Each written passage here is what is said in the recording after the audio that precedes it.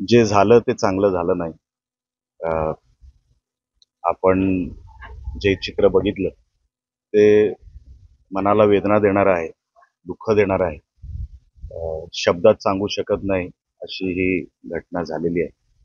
पण लवकरात लवकर ह्या विषयावर कडक कारवाई व्हावी, यासाठी जो फॉलोअप लागेल तो 100% आमच्याकडून होईल आणि लवकरात लवकर महाराजांचा पुतळा परत इथे उभा राहावा यासाठी देखील जे करणं गरजेचं आहे ते सगळं केलं जाईल. आजच्या निमित्ताने मी एवढंच सांगू शकतो की ह्याच्यामध्ये कोणालाही सोडलं जाणार नाही.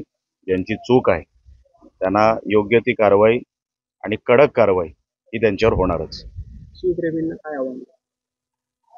खरं तर आपण ही घटना जी व्हायलाच नको होती. माझ्या भावना अशा आहेत की कालपासून जे काही चित्र आपण मोबाईल वगैरेवर बघतोय ते बघवत देखील नाही आणि शिवभक्तांचं मी तीव्र जे काय त्यांच्या भावना आहेत मी समजू शकतो.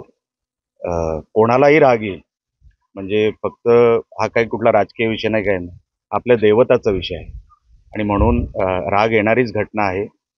तरी शिवभक्तांनी शिवप्रेमींनी हे संयमाने घेतलं.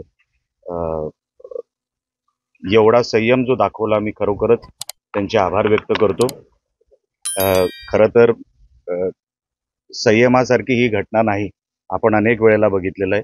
तरी देखील शिवभक्तांनी जो संयम दाखवला त्याबद्दल मी त्यांचे आभार व्यक्त करतो आणि लवकरात लवकर हा पुतळा इथे परत भव्य दिव्य उभा राहील हा शब्द देखील देतो. रत्नागिरी 24 न्यूज चॅनलला आताच सबस्क्राइब करा आणि शेअर करायला विसरू नका.